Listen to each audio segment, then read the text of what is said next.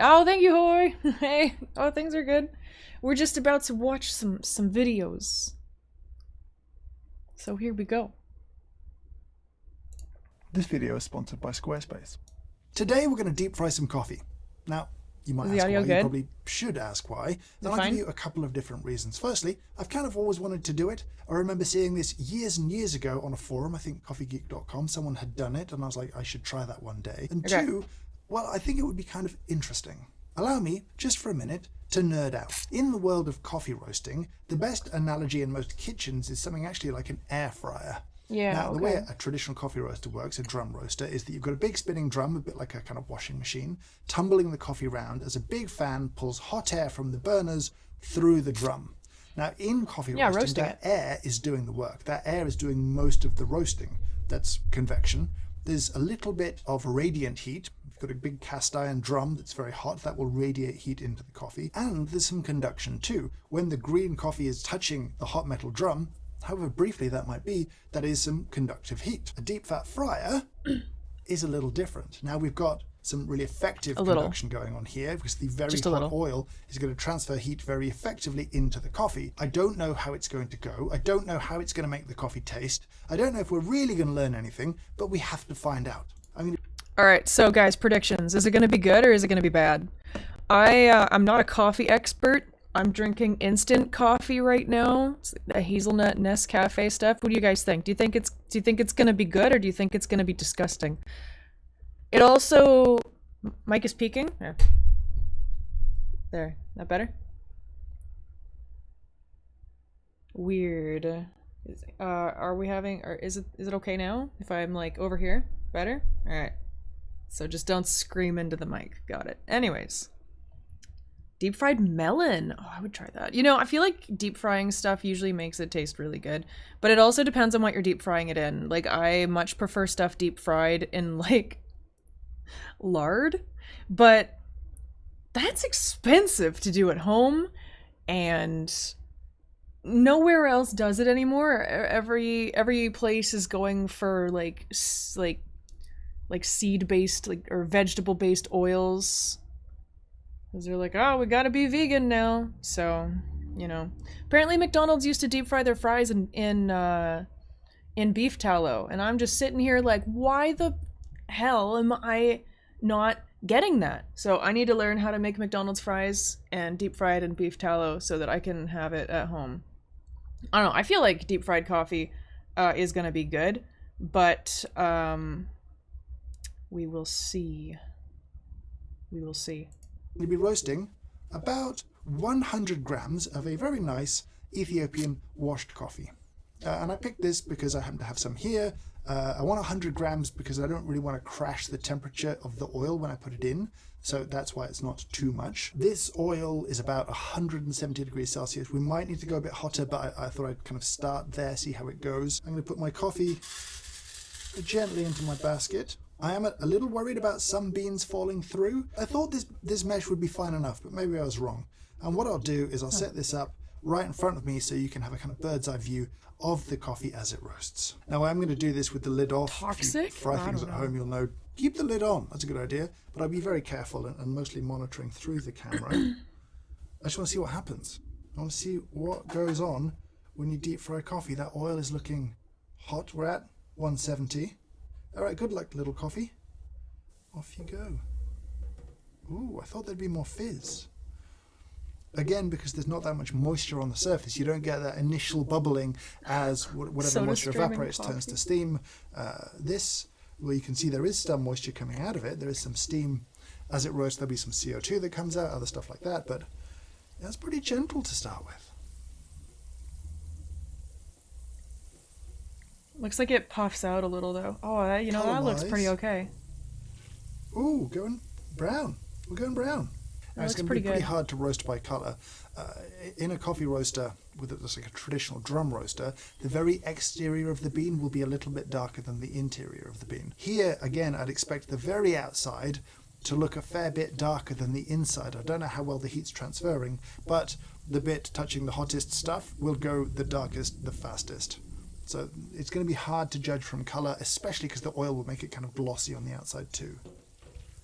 That's not done yet. needs to be more fried, but I really don't know how we're progressing. I can think about time, and we're nearly 10 minutes into the fry. I don't know if that's a short or a long time for frying coffee. There's not a large body of literature there yet.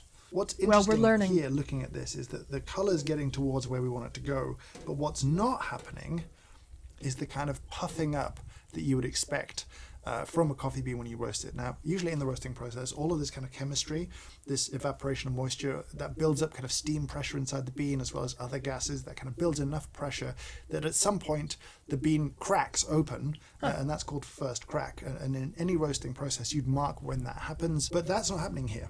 There's no first crack, but I'm surprised. Not that there's no first crack, but that beans, I thought they'd puff a little bit more than they have. They're really still very small. That's concerning when it comes time to grind this, because it will be less brittle, less porous than a traditional coffee bean. Not a large body of literature there yet. Well, I mean, this is some serious science. We need to know. We need to know if deep frying your coffee is the way to go. Because, like, what if it is? What if it's amazing?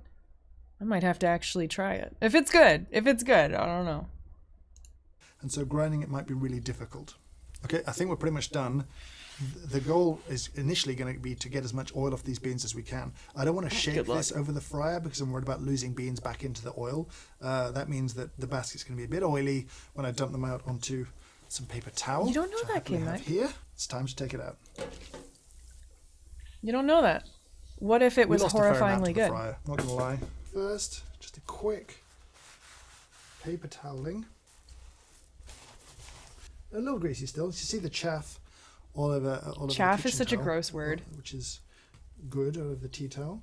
We're not looking too greasy. Still a bit hot.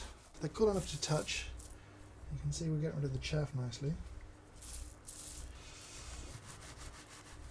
There's something kind of weird about the fact that holding a fan over some freshly deep fried coffee doesn't feel that weird to me, but yeah. So this is cooled now. The fan works surprisingly well. The oil's off. It's not too greasy. You can see there's a number of just underdeveloped, underfried beans. I'm just going to screen those out now, and then once I've got rid of those, I'll portion out some coffee. You can see here, obviously, these shinier looking, kind of darker looking beans are the fried beans. This is a same coffee, I think, roasted in a traditional way, looking very nice and tasty.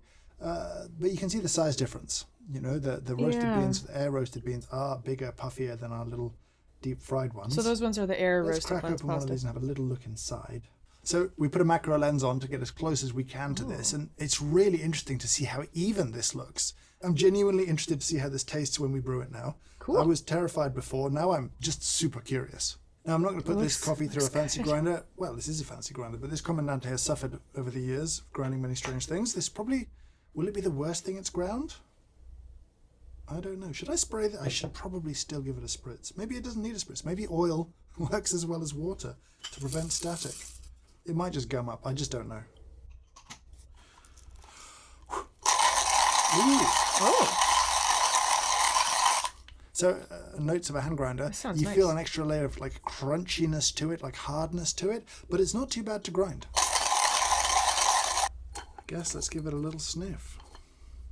No real static. Maybe a little bit vegetable-y. Am I just thinking about fries though? Here we go. Well, that's cool. Not unusual bloom, little swirl. See how we're looking? Not too gassy, I would say. A little gas. I am very intrigued by Now, this. I was a little concerned that the oil would clog the filter paper. That doesn't seem to be happening too much, which is good. We're drawing down pretty normally. Colour's looking okay. It's looking like we made coffee. All right, bit of a muddy bed. Do deep fried coffee beans produce more fines? We may never know. Well, let's pour a small cup. Let's not be ambitious today. Deep fried coffee. All right. A first. Moment of truth. Cheers.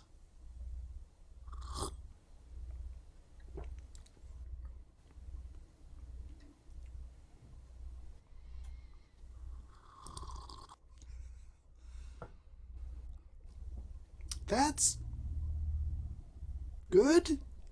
That's good. That's good. It's not like this incredible floral cup of coffee, but it's weirdly good. I'm uncomfortable with this. One more. There you go. Take that, K-Mac. It's slightly underdeveloped. There's a little vegetableness to it, but the texture is lovely. It's not greasy. It's sort of soft and almost buttery and rich, but not yucky and fatty and I'm a bit confused. Let me put it this way. I've had significantly worse cups of coffee served to me in cafes, in good cafes. This is like a nice cup of coffee. It's not fatty or greasy or weird. Something tells me this guy knows a lot about coffee. Acidic, actually. That's kind of weird. It's just sort of soft and doesn't round. need a control brew. What I'm not saying is start deep frying your coffee, everybody. This is not the sort of best expression of the raw coffee here. That's a really interesting, complex, aromatic raw coffee that is not an interesting, aromatic cup of coffee, but it is a weirdly nice cup of coffee, and I don't know what to do about that. I don't really know how to deal with that emotionally as much as anything else. And actually the reduced acidity and the kind of texture of that make me think I need to brew it again a different way. We're going to need to pull a shot of this. I don't have much coffee. I'm going to have to get this pretty right or drink some maybe wonky extractions, but I'm going to do my best. While I get set up and prepped and cleaned down for that, there's a short ad for this video's sponsor, which is Squarespace. If you need a website or a domain, then I would recommend Squarespace. Recently, I needed both. I had a new book coming out. I want to try deep fried coffee now. So I turned to Squarespace because it's so easy for me to put But I together don't something have the beautiful, tools, and I and don't works want to across buy them. every platform, every device. This is the thing. Like, You start with one of their templates. I drink and just instant add in your coffee. words, your I'm one of images. It's so those easy to guys. tweak and adjust the You little know. details to make it. I don't have a just how you coffee want it. machine. But at the end I of don't have a publishing that coffee website, grinder. I'm also aware that there's so much more that Squarespace offer. You can do stuff like members-only areas. You can do stuff like email campaigns. You can obviously run it as an e-commerce shop if you wanted to. As I always say, don't take my word for it. Use the link down below and sign up for a free trial. Build something. Create your own website. And when you're ready to launch, use code James Hoffman for 10% off any website or domain. Thank you to Squarespace It's such for sponsoring this video. a fancy So for name. the espresso, what we're going to do is we're going to dose 18 grams in, aim for 40 out in about 30 seconds, see how that goes. I'm going to Deep paper fry filter instant it. I'm going to use the coffee. Weber Add to Unifilter. the I'm going to use a available puck screen literature. too, and we'll see what happens. Now this wasn't the first shot that I pulled, and every time I pulled shots, weird stuff happened. So this is actually, as disgusting as it looks, one of the better looking shots. Now a couple of things to note. The 18-gram dose obviously contained quite a lot of oil, and so in the sort of basket it was sitting really low down, like a kind of 16-gram dose. So, you know, that doesn't bode well for the amount of oil in this thing. It's weirdly cloudy, so obviously a lot has been emulsified in here, which would be why the crema is non-existent, because oil is going to disrupt the crema very effectively. Ooh. So even though this is paper filtered, Okay. I'd say that's a pretty greasy shot. It So looks this has bit a like, creamer you know, and like, stuff. Bulletproof coffee, the butter coffee thing. I had that cream and goes sugar the to same mine. Color. Let's not talk about that now.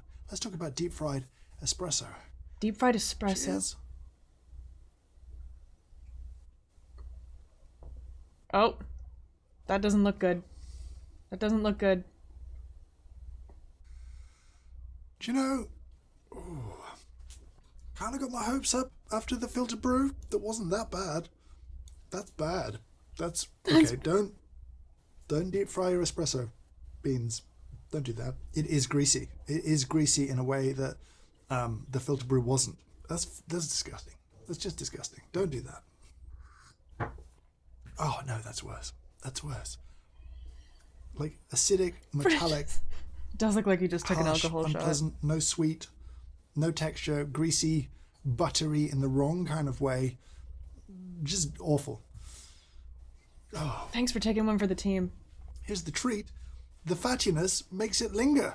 It doesn't. Yep, The water it will. doesn't help that much. So at last, we have an answer to the age-old question: should you deep fry your coffee?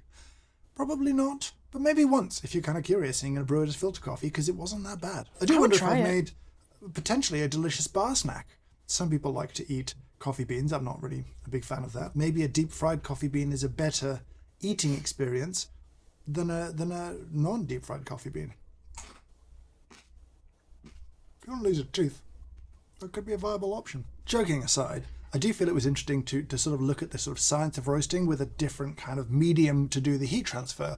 You know, doing that with a deep fryer, it worked, and sort of the science is sort of the science. It's going to work. It was interesting to do, surprising in so many ways, and I hope you enjoyed following along on this particular journey. But now I want to hear from you down in the comments below. Are you up to try this? Yeah. I'm not saying it's a good idea. I'm just saying, if you're curious, it's a thing you could do. If you do it, let me know, but don't do it. Probably don't do it. All that leaves for me to do now is say thank you so much for watching, and I hope you have a great day. Thanks. I will try to have a good day. I will do my best. That was interesting. James Hoffman. Quite the name. Everybody go give him a like and whatnot. That was interesting though, like, because I know, obviously, you know, coffee gets roasted. I never really considered deep frying it, I guess. But now I'm curious. I would like to try it. I just don't have, I just, you know, don't have the tools. If I have a friend that has the tools, though, I mean, I would give it a try.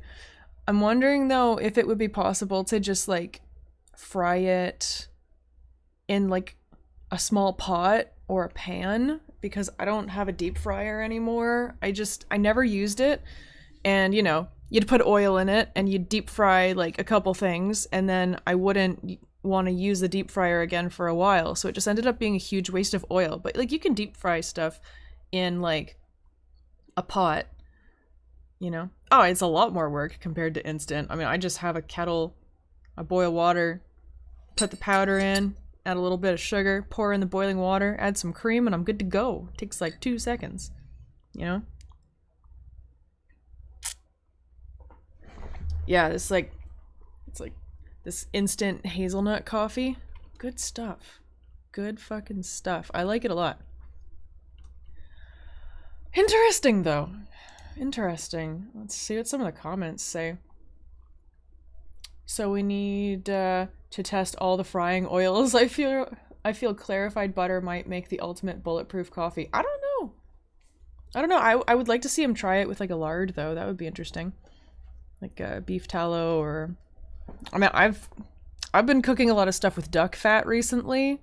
It's the superior cooking fat, I think. Yeah, it's good. It's so good.